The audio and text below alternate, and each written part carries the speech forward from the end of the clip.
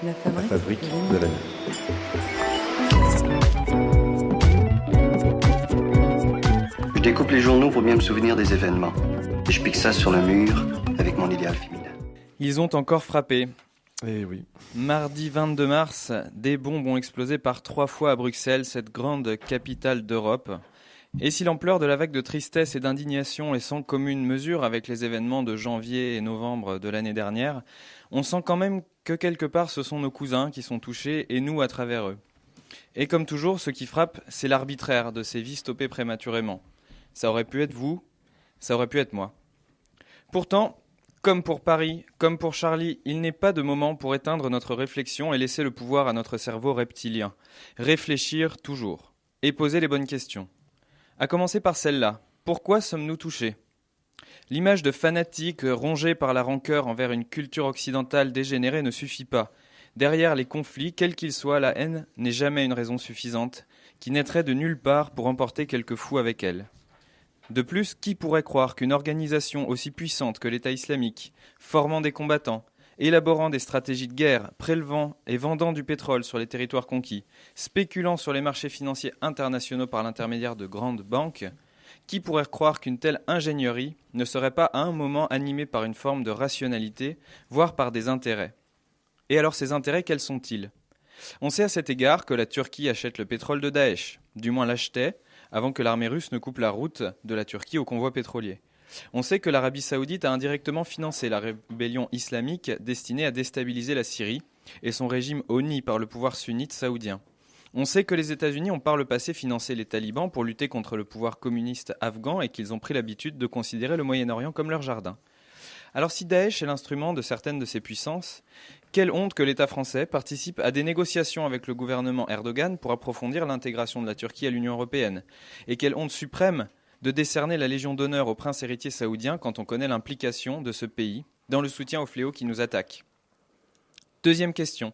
Comment des attentats peuvent-ils se reproduire tous les 6 mois dans les capitales des pays européens ? Que font nos gouvernements ? Ne sont-ils pas censés protéger leur population ? Comment Manuel Valls peut-il affirmer le 23 janvier 2015 à un parterre de jeunes que leur génération doit, je cite, s'habituer à vivre avec le terrorisme pendant un certain nombre d'années ? Pourquoi n'a-t-on pas demandé bien plus tôt la démission de Laurent Fabius, qui avait déclaré en 2011 qu'Al-Nosra, filiale d'Al-Qaïda en Syrie, faisait, selon ses dires, du bon boulot ? Le problème, c'est que nos gouvernements, en notre nom, ont mis le doigt dans un engrenage dont nous payons les frais aujourd'hui. C'est Nicolas Sarkozy qui est allé faire la guerre en Libye, ramenant le pays à un état de chaos qui fait aujourd'hui le lit des organisations islamiques radicales. C'est François Hollande et son gouvernement qui nous ont embarqués dans le conflit syrien, baïonnette au canon, et qui fait que la France est aujourd'hui au sommet de la liste des cibles des organisations telles que l'État islamique. Sans compter l'abandon économique, social, culturel de populations pauvres et pour certaines immigrées, à qui les mouvements terroristes, en offrant une aventure pleine d'adrénaline, de femmes et d'argent facile, parviennent à parler, quand bien même cette aventure se termine souvent par une mort certaine. Enfin, troisième question que l'on se doit de poser quand il y a crime politique, sur le terrain national, à qui profite le crime ? Toujours plus d'attentats, c'est toujours plus de lois sécuritaires dont on connaît l'inefficacité, surtout une fois que l'on a démantelé tous les services qui permettaient de prévenir la radicalisation dans les quartiers ou en prison. C'est toujours plus d'assises pour un pouvoir dont la légitimité ne tient plus qu'à un fil de quelques pourcentages dans les cotes d'impopularité. C'est toujours plus de moyens pour réprimer non seulement les tentatives d'attentats, mais aussi tout ce qui pourrait contester un peu trop ouvertement l'ordre établi.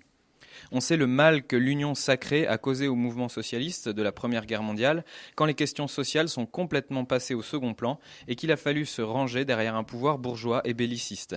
Allons-nous revivre cela aujourd'hui ? Car il ne faut pas se voiler la face. Ces attentats sont aussi ennemis du combat social en ce qu'ils permettent de déplacer ce qui devrait être le centre du champ politique au second plan. Ils nous font ethnie et religion alors que nous devrions être peuple et travailleurs. Pire, ils contribuent à légitimer une construction européenne de plus en plus détestée par les populations et responsable de trop nombreux naufrages économiques et sociaux pour notre continent. Or, quel air nous chante la médiacratie aujourd'hui ? C'est l'Union européenne qui était visée. Alors pour répondre, il faut plus d'Europe.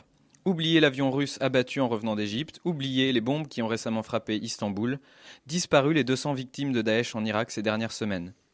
Voici pourquoi, derrière les larmes et la stupeur, il faut toujours rester l'esprit en alerte. Parce que tous ces morts ne doivent pas devenir les cautions naïves des noirs desseins de nos gouvernants.